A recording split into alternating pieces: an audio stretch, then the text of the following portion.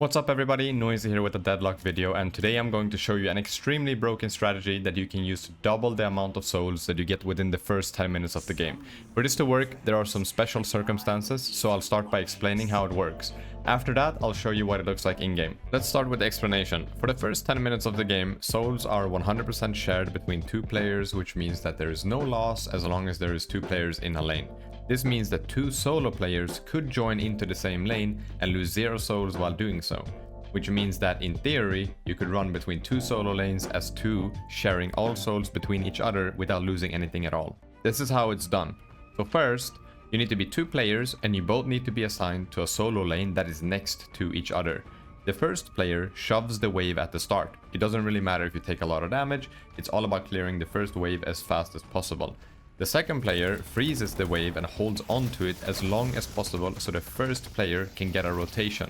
When the first player has rotated, you shove the frozen wave and any extra troopers, and then you rotate to the other lane together, ping-ponging back and forth, generating a lot of extra souls. And as you can see here, I finished farming my wave, Calvin is freezing his wave, and I'm just rotating really fast to him, trying to just soak as many souls as possible.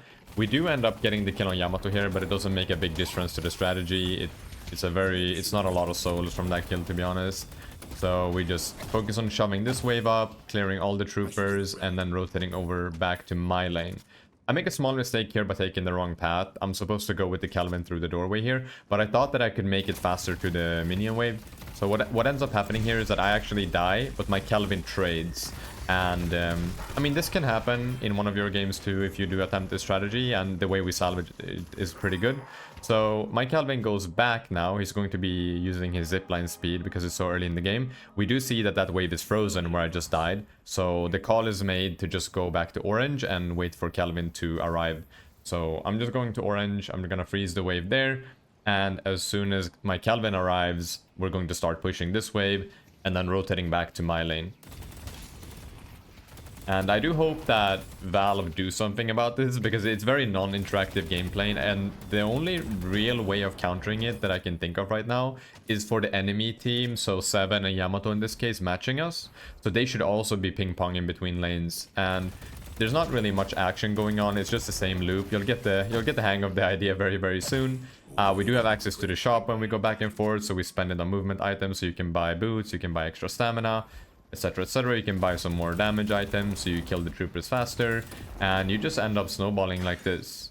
And throughout the game, Seven does farm the enemy jungle a lot, so he's keeping up in farm, but Yamato does not have an answer to this. So I'll show the lane stats later in the video, and by roughly 9 minutes we are 5,000 souls ahead of Yamato and Seven. Yeah, we're just farming here. Infernus Calvin is also a pretty good combo, because Calvin has the ice path that gives me movement speed. I do have my flame dash or my firewalk, whatever you want to call it.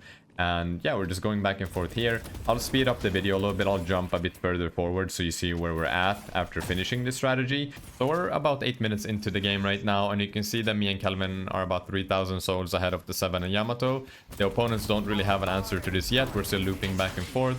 And in an act of desperation, they're actually going to try to start a team fight right here. You can see the movements on the minimap. We're about to do something. We hear the Paradox carbine go off. Me and Calvin go in. I get slept. And my Calvin starts chasing, pops his dome. He's quite strong at this point in the game. I'm just fending off Pocket here, trying to keep him away. I'm fighting Seven and Pocket at the same time. Seven is actually going to try to use his ultimate here, but he's gonna die.